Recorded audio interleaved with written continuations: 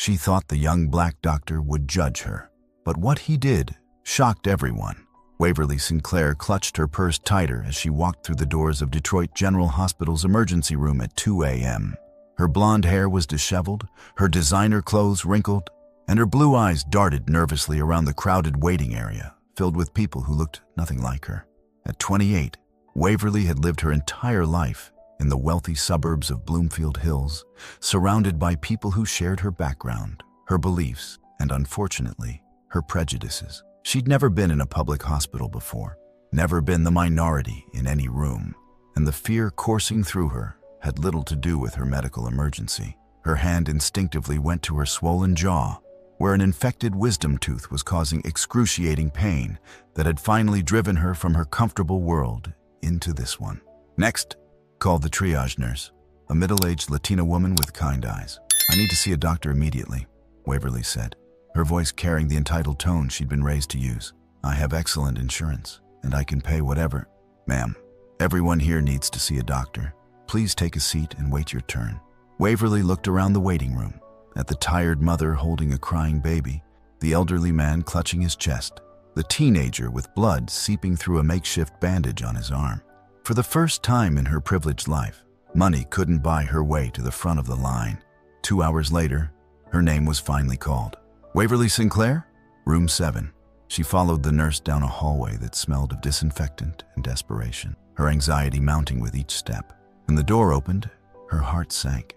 Standing in the small examination room was a young black doctor, probably around 30, wearing scrubs and a stethoscope. He was tall, confident, with intelligent dark eyes and hands that moved with practiced precision as he reviewed her chart. Waverly's first thought, shaped by a lifetime of racist conditioning, was that she needed to request a different doctor, a real doctor, someone who looked like the physicians she was used to seeing in her private medical practice. "Ms. Sinclair, I'm Dr. Cason Reid," he said, his voice professional and warm. "I understand you're experiencing dental pain?" She hesitated, her prejudices warring with her desperation. The pain was unbearable, but could she trust this man? Would he judge her for being a wealthy white woman in a public hospital? Would he give her the same quality care he'd give to his people? Yes, she managed, still standing by the door as if ready to flee. Dr. Reid noticed her hesitation, her obvious discomfort, and the way she clutched her expensive purse like a shield. What he did next would challenge everything Waverly thought she knew about race, compassion, and what it meant to be human. "Hello, my Stop Racism family. Thank you for tuning in today. Before we dive deeper into this beautiful love story, I want to hear from you. Where are you watching from? Drop your country and state in the comments below. Also, I'd love to know your thoughts. What did you think of the story so far? Do you believe love can truly conquer prejudice? Let us know in the comments. We love reading them. And trust me, your words motivate us to keep making these videos. Let's make this video reach at least 50 comments. Your support means the world to us, and it drives us to create even more emotional content for you. So don't forget to comment, share, and keep spreading love. "Please have a seat," Dr. Reid said gently, gesturing to the examination chair. "I can see you're in significant pain." Waverly remained frozen by the door, her internal conflict visible on her face. Dr. Reid had seen this look before, the moment when prejudice met necessity, when people who'd never interacted with black professionals suddenly found themselves dependent on one. Instead of showing frustration or judgment, he did something that surprised her completely. "Ms. Sinclair, I want you to know that I graduated summa cum laude from Harvard Medical School," he said quietly, not with arrogance, but with gentle understanding. "I completed my residency at Johns Hopkins, and I've been practicing emergency medicine for 6 years. But more importantly, I took an oath to help every person who walks through these doors, regardless of who they are or where they come from." Waverly's cheeks flushed with shame. He'd read her hesitation perfectly and addressed it without making her feel attacked. I didn't mean," she started, but Dr. Reid held up a gentle hand. "You don't need to explain. Right now, let's focus on getting you out of pain. That infection could become serious if we don't treat it properly." Slowly, reluctantly, Waverly moved to the examination chair. As Dr. Reid began his assessment, his touch was gentle and professional, his questions thorough and caring. "When did the pain start?" he asked. using a small flashlight to examine her swollen jaw. 3 days ago. It's gotten progressively worse. Have you been taking anything for the pain? Just over-the-counter medications. They're not helping anymore. Dr. Reid nodded, making notes in her chart. I'm going to prescribe antibiotics for the infection and something stronger for the pain. You'll need to see a dentist within the next few days to have the tooth removed. As he worked, Waverly found herself studying his face.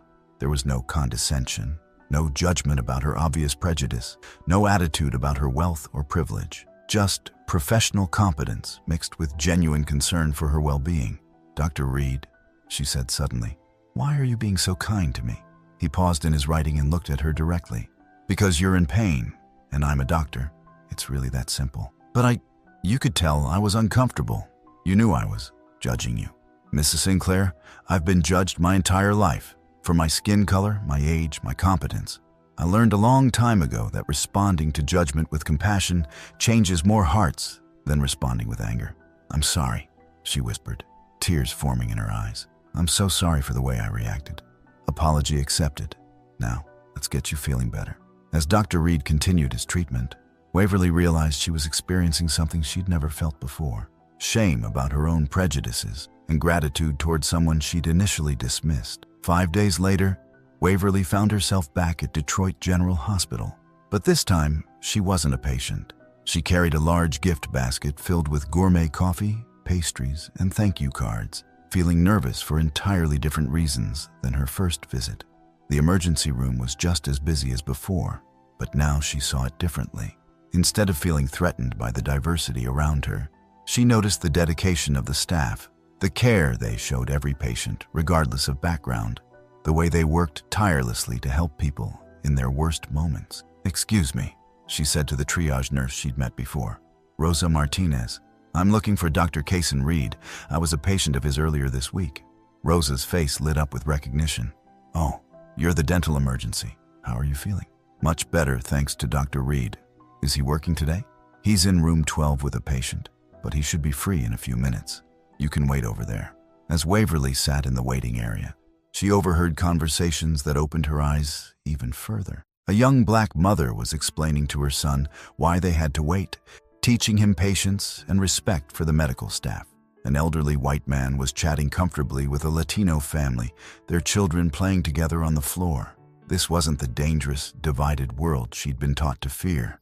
This was a community of people helping each other. Miss Sinclair, Dr. Reid's voice interrupted her thoughts. What brings you back? I hope you're not having any complications. She stood up, suddenly feeling foolish about her elaborate gesture. No complications. I actually came to thank you properly and to apologize again for my behavior. Dr. Reid's smile was warm and genuine. That wasn't necessary, but I appreciate it. How are you feeling? Physically, much better. Mentally, well, you've given me a lot to think about. How so? Waverly gestured around the busy emergency room. I've never been in a place like this before. I've lived my whole life in a bubble, surrounded by people who look like me and think like me. I realize now how much I've been missing. And what have you been missing? Real people, real community, the kind of compassion you showed me. I don't think I've ever experienced that level of care from someone who had every reason to write me off. Dr. Reid studied her face, seeing something different. From the frightened, prejudiced woman who'd first entered his examination room. Miss Sinclair, can I ask you something personal? Of course. What are you going to do with these realizations? The question hung in the air, challenging her to move beyond guilt and gratitude toward actual change. I don't know yet, she admitted, but I know I can't go back to who I was before I met you. Over the next few weeks, Waverly found herself thinking about Dr. Reid constantly, not romantically, not yet, but with a curiosity that was entirely new to her. She'd lived 28 years without questioning the racial divisions that had shaped her world, and now those assumptions were crumbling. She started paying attention to things she'd never noticed before. The lack of diversity in her social circle, her workplace, her entire life, the way her friends and family casually made comments about those people without ever actually knowing any black people personally. The way she'd been taught to fear neighborhoods like the one around Detroit General, when her only actual experience there had been one of kindness and professionalism. Waverly, you've been distracted lately. Her mother, Patricia Sinclair, observed over lunch at their usual country club. Is everything all right? I've been thinking about some things, Mom. About the way we live, the people we surround ourselves with. What do you mean? When I was sick last week, I went to Detroit General Hospital. The doctor who treated me was this incredible black physician who showed me more compassion than I deserved. It made me realize how isolated we are from most of the world. Patricia's expression tightened. Waverly, that's a dangerous neighborhood. I hope you won't be going back there. Why is it dangerous, Mom? Because Black and Hispanic families live there? Because people don't have as much money as we do? Don't be naive, dear. There are cultural differences that... What cultural differences? The culture of helping people in pain. The culture of working hard to provide medical care to those who need it most. Patricia set down her fork, clearly uncomfortable with the direction of the conversation. I don't know what's gotten into you, but I hope you're not developing some kind of misguided guilt about your advantages. Maybe I should feel guilty. Maybe we all should. That afternoon, Waverly did something she'd never done before. She drove back to the neighborhood around Detroit General, not for medical care, but to see what she'd been taught to fear. She walked through tree-lined streets, where children played in front yards, where neighbors chatted over fences, where small businesses served the community with pride. She stopped at Maya's Cafe, a small soul food restaurant, and ordered lunch. "You're not from around here," observed Maya Jackson, the owner. But her tone was curious rather than hostile. "No, I'm not. But I'm learning that around here is more welcoming than where I come from." Maya smiled. "Honey, everyone's welcome here as long as they come with respect." As Waverly ate the best fried chicken she'd ever tasted, surrounded by the warmth of Maya's Cafe, she realized she was falling in love, not with a person yet, but with a way of being in the world that she'd never experienced before. A way of being that Dr. Cason Reid had introduced her to simply by treating her with dignity when she hadn't deserved it. 2 weeks later, Waverly found herself back at Detroit General Hospital, but this time she had a purpose beyond gratitude. She'd spent days researching volunteer opportunities, and the hospital's community outreach program had caught her attention. "I'd like to speak with someone about volunteering," she told Rosa at the information desk. "What kind of volunteering were you thinking about?" "I'm not sure yet. I just know I want to help." Rosa directed her to the volunteer coordinator's office. But as Waverly walked through the familiar hallways, she hoped she might see Dr. Reid. She'd rehearsed what she wanted to say to him, about how their brief interaction had changed her perspective, about how she wanted to do better, be better. "Waverly?" She turned to find Dr. Reid approaching, still in scrubs, but with a coffee cup in hand, clearly taking a much-needed break. "Dr. Reid, I was hoping I might see you. Please, call me Cason. We're not in an examination room anymore." His smile was warm but curious. "What brings you back this time?" "I want to volunteer here. I've been thinking about what you said, about responding to judgment with compassion, and I realized I need to learn how to do that." Cason's eyebrows rose in surprise. "That's not what I expected to hear." "I know how it must sound. Privileged white woman has moment of enlightenment and wants to save the world." Waverly's cheeks flushed. "But it's not that. Meeting you, being here, it's shown me how much I don't know about my own community. I want to learn." "What kind of volunteering interests you?" "Honestly, I don't know what I'm qualified to do. I have a business degree. I'm good with organization and management. But I've never done anything that actually helps people." Cason studied her face, seeing genuine sincerity mixed with uncertainty. "Can I ask you something personal, Waverly?" "Of course. Why does this matter to you? You could easily go back to your comfortable life and forget about this place. Forget about our interaction. Why are you here?" Waverly was quiet for a moment, choosing her words carefully. "Because for 28 years, I've been living in a world where people like you, good, brilliant, compassionate people, were invisible to me. I was taught to fear you, to dismiss you, to see you as less than. And when I needed help, when I was vulnerable and in pain, you treated me with more kindness than I've ever received from people in my own social circle." Her voice grew stronger, more determined. "I can't unknow what I know now. I can't go back to being the person who walked into your examination room 2 weeks ago. I want to be part of the solution instead of part of the problem." Cason was quiet for a long moment. Then he smiled. Not his professional smile, but something deeper and more personal. "In that case, I think I know exactly where you could help. The children's clinic," Cason explained as he led Waverly through a wing of the hospital she hadn't seen before. "We provide free medical care to kids in the community. but were always short on administrative help and educational programming. They entered a bright, colorful space filled with child-sized furniture, educational posters, and the sounds of children playing. Dr. Amara Johnson, a pediatrician with natural hair and a warm smile, looked up from where she was examining a little girl. "Cason, what brings you to my domain?" "Amara, I'd like you to meet Waverly Sinclair. She's interested in volunteering with the children's program." Dr. Johnson's expression grew cautiously optimistic. "What's your background, Waverly?" "Business administration, but no experience with children or healthcare. I'm hoping you can teach me." "She's sincere," Cason added quietly, and something in his tone made Dr. Johnson look at Waverly more carefully. "We could use help with our after-school tutoring program," Dr. Johnson said finally. "Many of our kids are falling behind academically because their parents work multiple jobs and can't help with homework. I'd love to help with that." Over the next few weeks, Waverly threw herself into volunteering with an intensity that surprised everyone, including herself. She arrived early, stayed late, and approached every task with the same dedication she'd once reserved for her corporate job. "Miss Waverly," called out Jaden, a 7-year-old boy she'd been tutoring in math. "I got an A on my test." "That's wonderful, Jaden. You worked so hard for that." She celebrated with him. Waverly noticed Cason watching from the doorway, a soft expression on his face that made her heart skip. "You're good with them," he said later as they cleaned up the tutoring space together. "They're incredible kids, so smart and resilient. It breaks my heart that they have to overcome so much just to get the same opportunities I was handed. And that realization is exactly why you're making such a difference here." Waverly paused in stacking chairs. "Cason, can I ask you something?" "Always. How do you do it? How do you treat people with such compassion when you've probably faced discrimination your entire life?" Cason was quiet for a moment, then sat on one of the small tables, looking suddenly younger. "Because I had people who believed in me when society told them not to. My grandmother, who cleaned houses to pay for my tutoring. Teachers who saw potential instead of problems. Mentors who opened doors that were supposed to be closed to someone like me.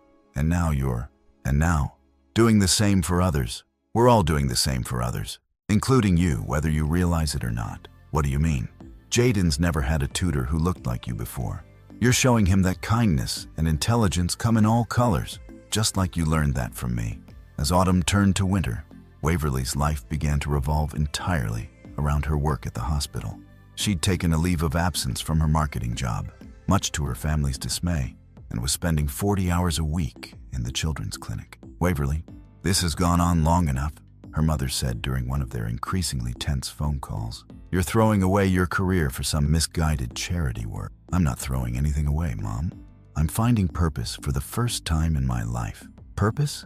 Your purpose is to marry well and maintain your position in society, not to play volunteer in some inner-city hospital. Maybe that was your purpose for me, but it's not mine." The conversation ended in hurt silence, as most of their interactions did now.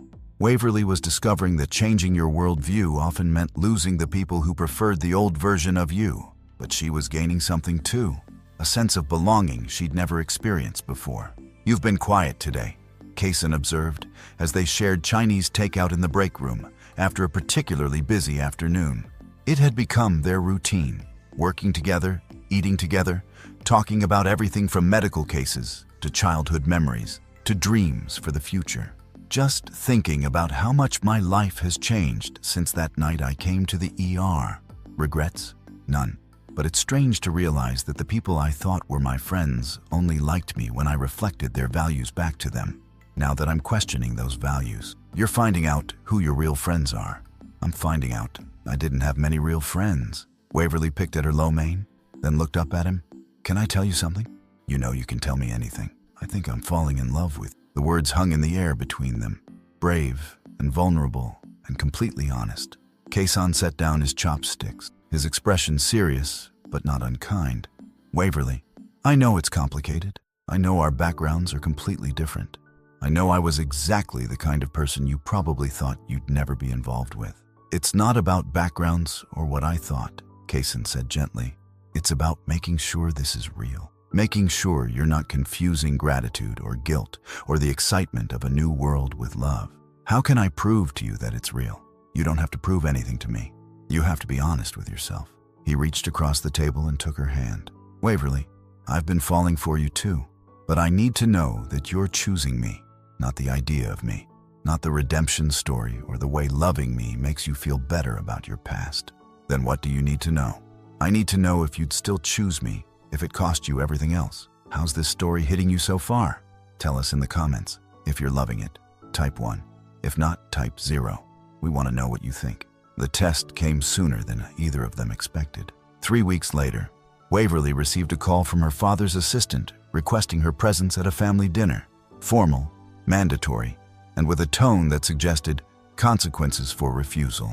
The Sinclair family dining room felt like a courtroom as Waverly sat across from her parents and her brother Preston, all of whom wore expressions of carefully controlled disappointment. "We need to discuss your recent behavior," her father Charles Sinclair began without preamble. "This hospital volunteer work has gone on long enough.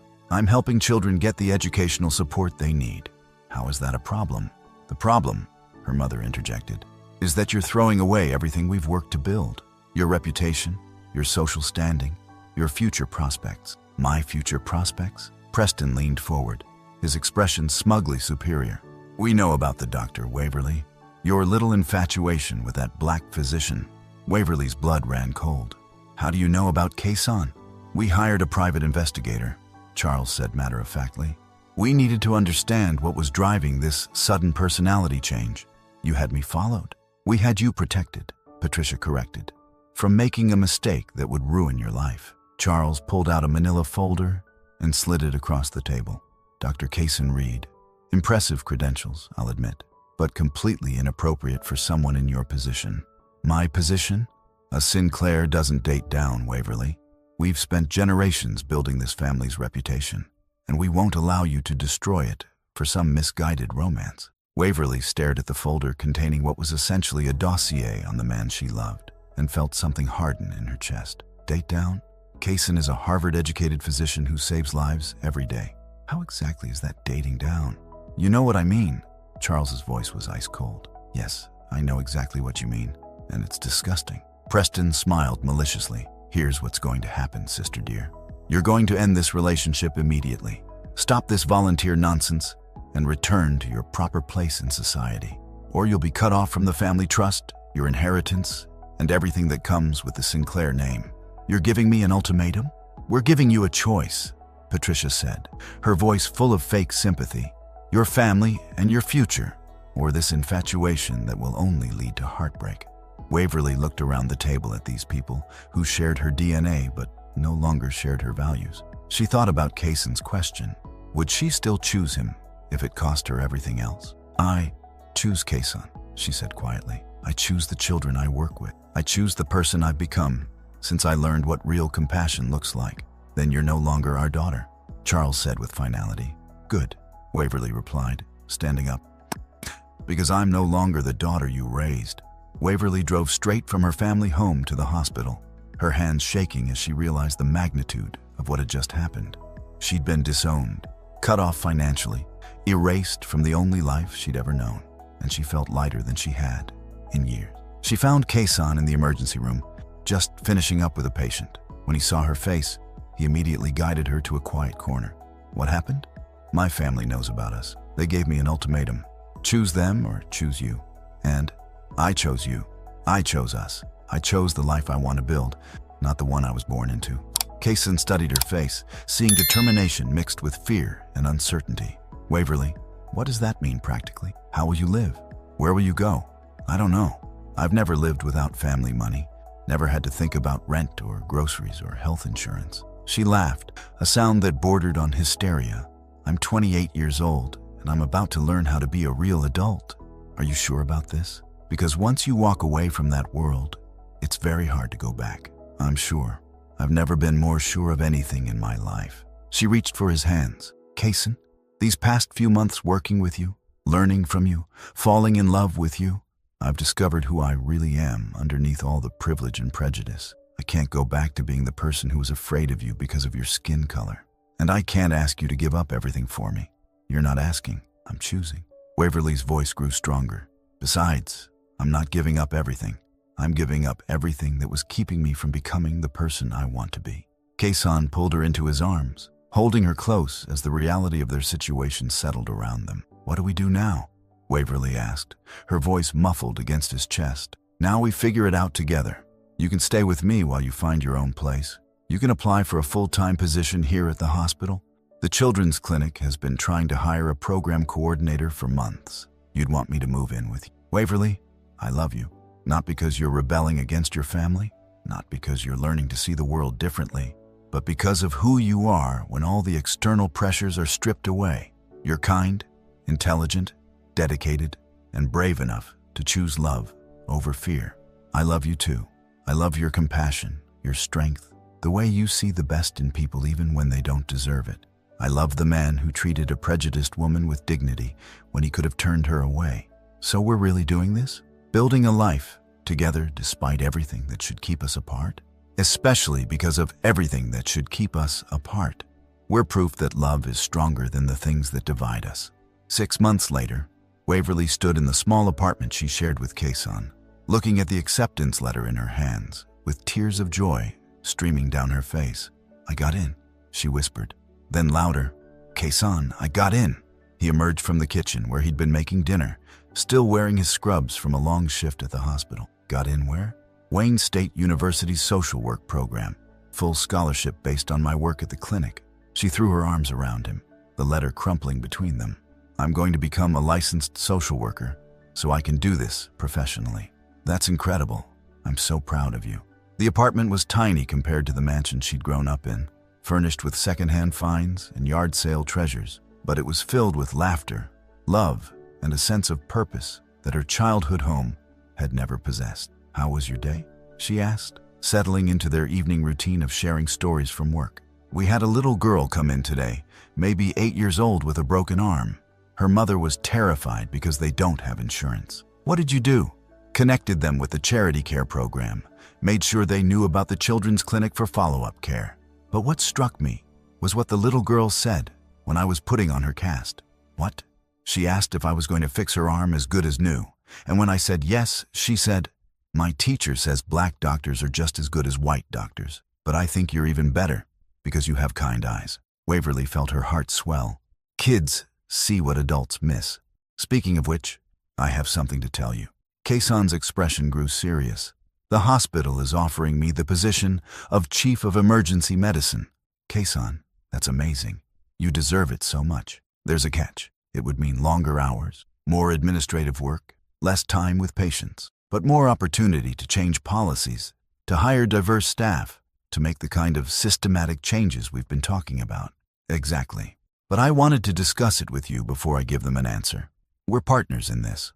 Waverly looked around their little apartment, at the photos from the children's clinic covering their refrigerator, at the medical journals mixed with social work textbooks on their coffee table, at the life they'd built from love and shared values rather than money and social expectations. "A year ago, I was a privileged woman who thought success meant avoiding anyone different from me," she said.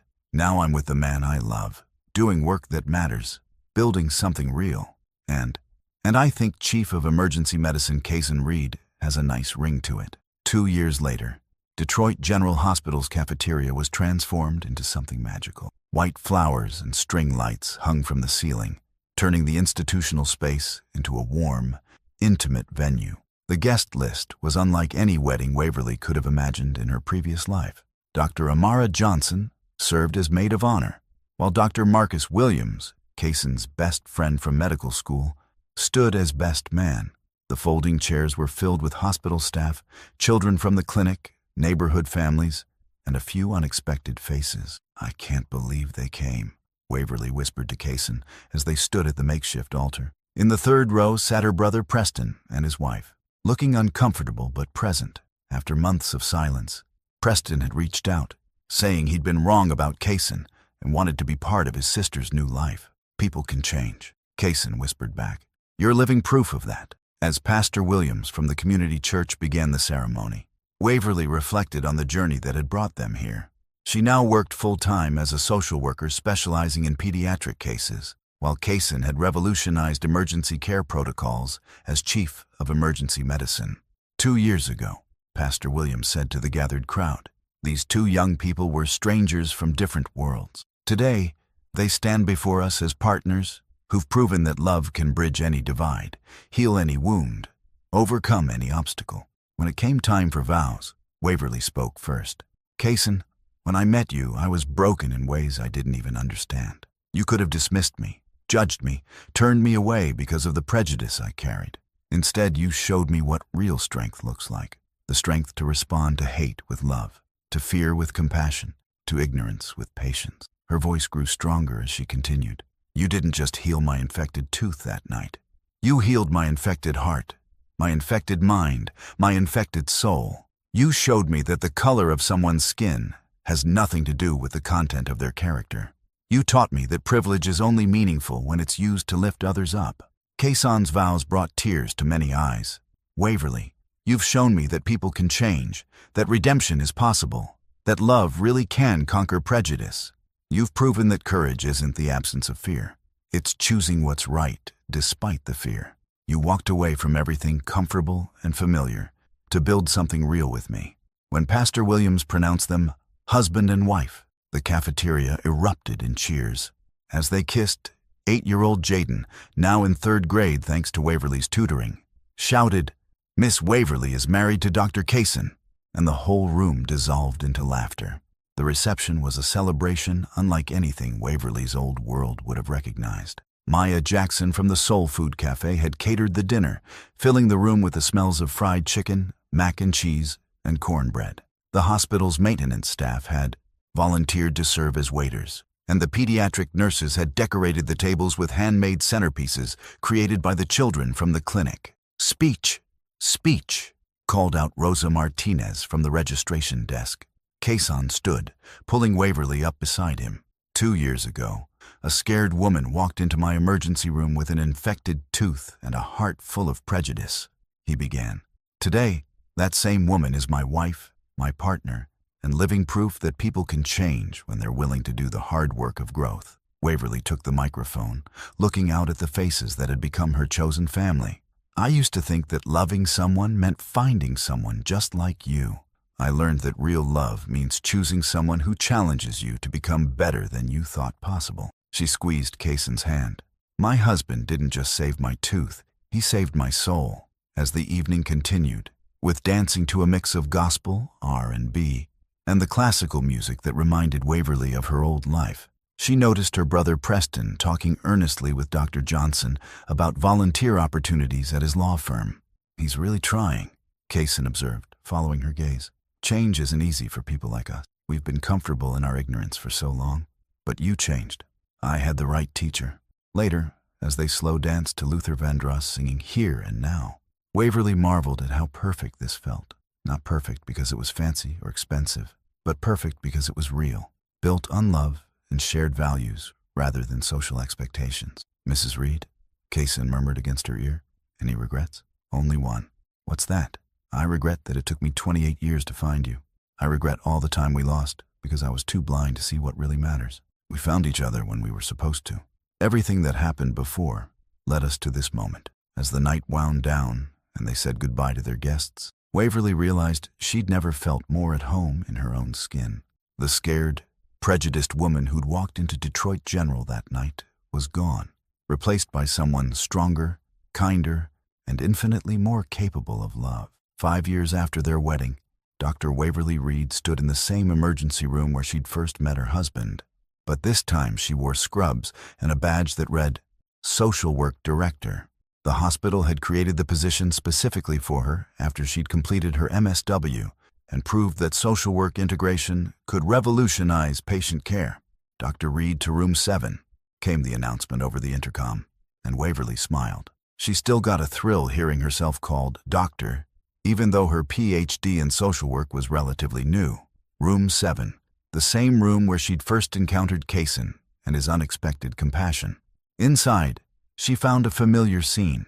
A young white woman, obviously wealthy, clutching her expensive purse and looking terrified as she faced a young black nurse who was trying to explain intake procedures. I need to see a doctor immediately, the woman was saying, her voice carrying the same entitled tone Waverly remembered using years ago. I have excellent insurance and I can pay. Ma'am, everyone here needs medical attention. The nurse, Kevin Thompson, replied patiently. We see patients based on medical priority, not insurance coverage. Waverly recognized the fear in the woman's eyes, the way she clutched her purse like a shield, the obvious discomfort at being surrounded by people who didn't look like her. Kevin, I'll take this case, Waverly said gently. The woman looked up with visible relief at seeing someone who looked familiar, someone who shared her background. Thank you, the woman said. I was starting to think no one here spoke proper English. Kevin's jaw tightened, but Waverly placed a calming hand on his arm. What's your name? Waverly asked the woman. Lauren Whitfield. I'm having chest pains, and I need to see a cardiologist immediately. I'm Dr. Reid, the social work director. Let me walk you through what's going to happen. First, Kevin here is going to take your vital signs. He's been a nurse for 8 years and graduated top of his class from University of Michigan. Lauren's cheeks flushed slightly as she realized her comment had been both heard and inappropriate. The doctor who will examine you is Dr. Amelia Foster, one of the finest emergency physicians in the state. She'll determine if you need cardiac specialists. Waverly's voice was gentle but firm.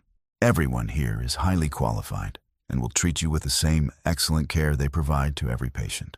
As Kevin began the intake process with professional competence, Lauren's rigid posture began to relax. Dr. Reid, she said quietly, I'm sorry about what I said.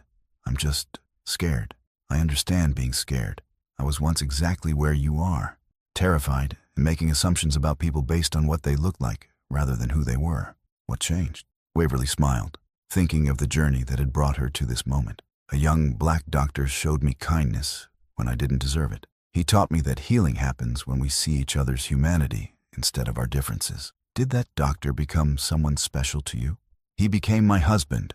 That evening, Waverly found Cason in his office, reviewing patient charts as chief of emergency medicine. At 37, he'd become one of the most respected physicians in Detroit, known not just for his medical expertise, but for his leadership in creating inclusive healthcare environments. Busy day? She asked, settling into the chair across from his desk. 3 heart attacks, 2 strokes, and a very interesting case involving a wealthy woman who learned something about assumptions. He smiled knowingly. I heard you were involved in that last one. Room 7. It was like looking at myself 5 years ago. And she listened, really listened. When I left her with Dr. Foster, I heard her asking Kevin about his nursing program and apologizing for her earlier comment. Cason leaned back in his chair, studying his wife with the same admiration he'd felt watching her transformation from the beginning. Do you think she'll change like you did? I think the seed is planted. Whether it grows depends on whether she's brave enough to nurture it. Their conversation was interrupted by a knock on the door. Jaden, now 13 and towering over both of them, peered in with a grin. Dr. Waverly, I got my acceptance letter. To the summer medical program? Waverly jumped up to hug him. I'm going to be a doctor just like Dr. Cason. Watching Jaden's excitement, Waverly felt the deep satisfaction that came from seeing the long-term impact of their work. The little boy she'd tutored in basic math was now on track to become a physician himself. We're proud of you, Cason said, shaking Jaden's hand with mock seriousness. But remember, being a doctor means serving everyone who needs help, regardless of who they are or where they come from. Just like you taught, Miss Waverly, Jaden said with teenage wisdom. After Jaden left, Cason and Waverly sat together in comfortable silence, processing another day of healing, not just physical ailments, but the social wounds that ran deeper than any medical condition. Do you ever wonder what would have happened if I'd requested a different doctor that night? Waverly asked. I think you would have found your way to growth eventually. Maybe not with me, but somehow. I'm glad it was with you. So am I. As they prepared to leave the hospital, walking hand in hand through corridors that had witnessed their love story unfold, Waverly reflected on the ripple effects of that first encounter. Lauren Whitfield would go home changed, just as she had. Jaden would become a doctor who carried forward their values of compassion and equality. And tomorrow, there would be new opportunities to prove that love really could overcome prejudice. One patient, one conversation, one open heart at a time. The scared, prejudiced woman who'd once thought the young black doctor would judge her had learned the most important lesson of her life. Sometimes the people we think will judge us are actually the ones who will save us. And sometimes, saving each other is how love begins.